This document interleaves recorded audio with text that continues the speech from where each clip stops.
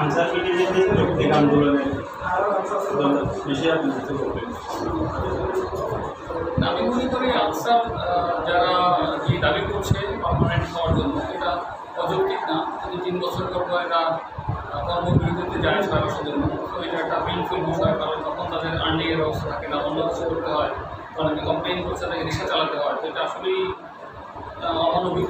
তো এদিকে আমাদের নজর দেওয়া উচিত এবং আমার মনে হয় হিসাব নিকাশ হিসেবে যে কিন্তু সরকারের বড় সমস্যা হওয়ার কথা না। আপনাদের থেকে ওরা কোনো কি হচ্ছে না, মানে স্থায়ীকরণের এক দফা দাবি, তো ওরা এটাতে কোনো আশ্বাস পাচ্ছে না? আশ্বাস তো আমরা দিচ্ছি, আমরা বলছি যে, এবং ডিজি মহোদয় বলেছেন যে চাকরি পার্মানেন্ট হবে, বাট একটু সময় লাগবে। সময়টা আমার মনে হয় দেওয়া উচিত। সবার একটু ধৈর্যশীল, সহনশীল হওয়া উচিত। আনসারদের কাজে ফেরত যাওয়া উচিত। কাজ কন্টিনিউ করার মাঝে ফাঁকে ফাঁকে কোনো যৌক্তিক দাবি থাকতেই পারে, থাকবেই, মানুষের বলবেই। ওদের দাবিটা যৌক্তিক কিনা আপনার? আমি অযৌক্তিক না, অযৌক্তিক না, যৌক্তিক।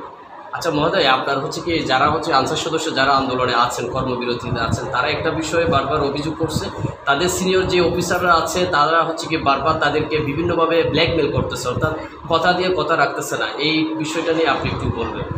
ওনারা বলতে চাচ্ছে স্থায়ীকরণের বিষয় নিয়ে তাদের সিনিয়র উপরস্থ কর্মকর্তাগণ ওনাদেরকে কথা দিচ্ছে, বাট কথাটা রাখছে না আর কি। কথা দিচ্ছে মানে তো আসলেই তারা একমত। কিন্তু উপরস্থ যারা আছে তারা সবাই চায় কাজটা হোক, পার্মানেন্ট হোক, কিন্তু করতে পারছে না। একটু সময় তো লাগবে। সরকার আসলে এখন এই যে আজকে বা গতকাল থেকে বন্যা পরিস্থিতি শুরু হয়েছে, বন্যা পরিস্থিতির ফলে বিভিন্ন ইউনিভার্সিটিতে ছাত্ররা আমাদের প্রতিবেশী রাষ্ট্রের প্রতি অনাস্থা প্রকাশ করছে। এই ধরনের যে তারপরে এখানে আন্দোলন, ওখানে ওই দাবি, সব কিছু মিলিয়ে আসলে একটা অস্থিতিশীল পরিবেশের মধ্যে দিয়ে যাচ্ছে আমরা। একটু সময় লাগবে। বাট আমার মনে হয় যে এটা অযৌক্তিক দাবি না, এবং এর জন্য রাষ্ট্রের অনেক বড় ক্ষতি হবে তাও না। তো মেনে নেওয়া যাবে, মেনে নেওয়া।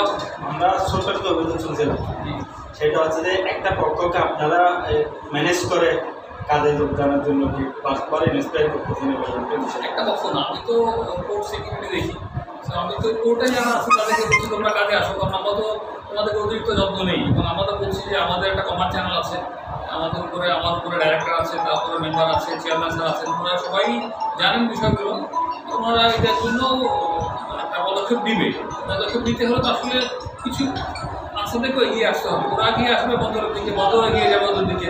এই জিনিসটা চিন্তা করার অবকাশ আছে, চিন্তা করা উচিত।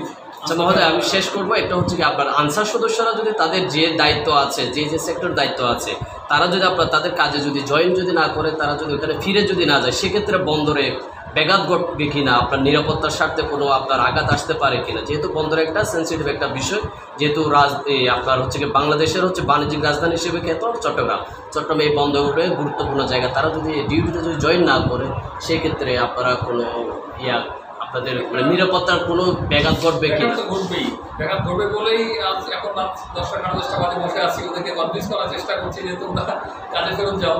কারণ এরা কাজ না করলেও তো বন্দর একটা নিরাপত্তা হুমকিতে পড়বে। আমার মনে হয় যে এদের কাজে যাওয়া উচিত, আমাদের বন্দরকে সুরক্ষা করা উচিত।